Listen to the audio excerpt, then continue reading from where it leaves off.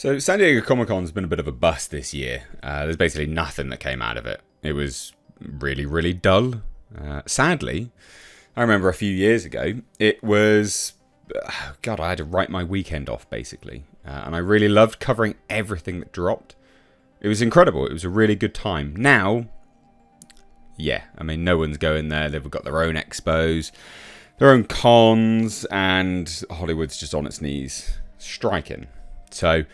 yeah, it's not been good. However, this is the only good thing, funny thing, that came out of San Diego Comic-Con as far as I can tell. And that's the Ms. Marvel producer, Sana Amanat, calling for people to complain to Kevin Feige, basically trying to bitch their way into getting a second season of Ms. Marvel. And that is, of course, after the series itself was the worst performing Disney Plus show. Now... only has... the second worst is Secret Invasion. So, not great. Not gonna lie. Funny though. Like, you can't... well, I was going to say you can't complain your way into stuff, but you can these days. People bitch and moan their way into everything. So let's take a look at this. Hit subscribe if you're new here. And please, guys, I rarely push it, but please do check out the second channel, linked in the description box, Mistakes Reviews Live Archives. I run a podcast twice a week, and all of it goes up there, basically. Best bits, clips, full episodes, everything goes there. It's a fantastic time. It's really, really good. It's becoming something, which I'm really happy about.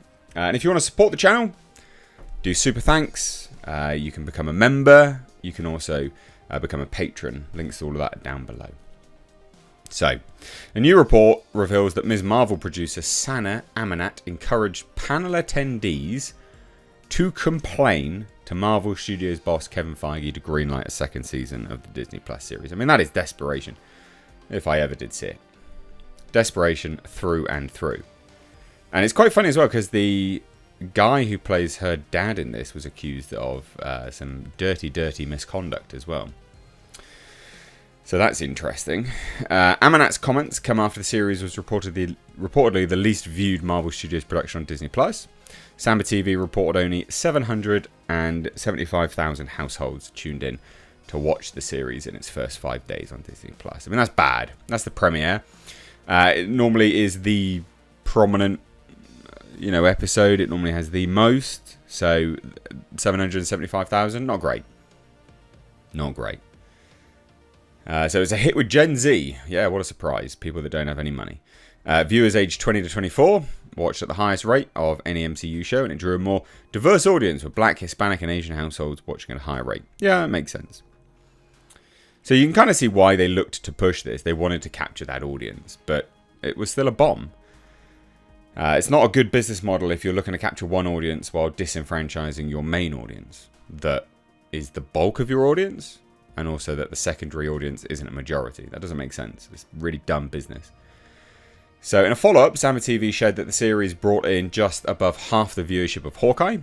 Again, pretty bad. Which previously held the top spot for the worst viewed premiere of a Marvel Studios Disney Plus series. According to their metrics, Hawkeye was viewed 1.5 million households. WandaVision was viewed by 1.6. Falcon and Winter Soldier and Moon Knight were 1.8 both. And Loki was 2.5. So, not great. And then, again, hilariously, She-Hulk Attorney at Law, Secret Invasion also had larger audiences than Ms. Marvel. People were hate watching. She-Hulk, 1.5 million US households in its first 4 days. And Secret Invasion was the second worst premiere with just shy of 1 million, so 994,000. So, terrible, quite frankly. And that's not a surprise either, because that's a fucking awful show, honestly. God, like, it's boring. A spy show should not be boring, alright? You failed fundamentally in the genre if your spy thriller is boring. Okay, I'm sure we can all agree on that. So anyway, despite this poor viewership, as reported by Laughing Place, Amanat encouraged people to complain to Kevin Feige to get a second season greenlit. And she said, "It's great to see more demand. Complain. I'm happy to have you guys complain to Kevin for more. Kevin, let's get a second season. Yeah, please, Kevin Feige, sink more money down the drain into a show which wasn't viewed on a platform which loses Disney money. That makes just incredible business sense. Amazing. Absolutely amazing. But look, these are this is from these people. They're desperate. They bitch their way into jobs. That's what this is. Not only did the series get poor viewership, but it's a middling user review on IMDb. So 6.3 out of 10. Yeah, terrible. To no one's surprise, Amanat lashed out at viewers at the time, rejecting the series, telling NBC Asian America, "I think it comes from a place of anger and a sense that their identities are being threatened. If they can't connect with it, then that's okay. I just wish they wouldn't try to put it down." So, don't critique my show, please, is basically what that is. No, that's not how that works, mate. You can absolutely critique it and put it down, whilst also just not connecting with it for completely legitimate reasons. That is fully legitimate, completely, absolutely fine. It's unclear if complaining to Kevin Feige will work. I wouldn't put it past them, because Kevin Feige did reveal in February he plans on cutting back on the number of shows. So he said to Entertainment Weekly, I wouldn't put it past him that this will get a green light. "We want Marvel Studios and the MCU projects to really stand out and stand above. So people will see that as we get further into Phase 5 and 6, the pace at which we're putting out the Disney Plus shows will change so they can each get a chance to shine." When asked if he would be spacing them out or putting out fewer shows in a year, he also said both, I think. So not only are you spacing them out and also putting them... Yeah, I mean, yeah.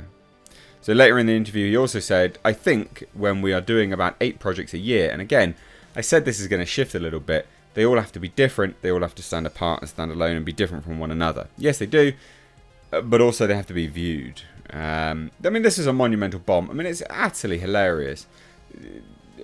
775,000 viewerships, and it went down, guys. It went down. That's the highest it was going to get viewed, and it went down. But these people are always so deluded, and it's not a surprise, because again, is it a form of delusion? I mean, they can stamp their feet and they get what they want, but they're deluded in thinking that that's right and is the best approach. It's just entitlement through and through, and I think that's a shame. This show should not get a second season, purely from a business perspective. Now, I know people that have watched it and said it was actually quite good, and the actress was quite endearing. Fine, no worries. I'm not ragging on that. It's more business. That's bad business model. It's just a bad business model. This should not get a second season. But, hey, probably will. Let me know what you think down below. Cheers, guys. Take care. Bye-bye now.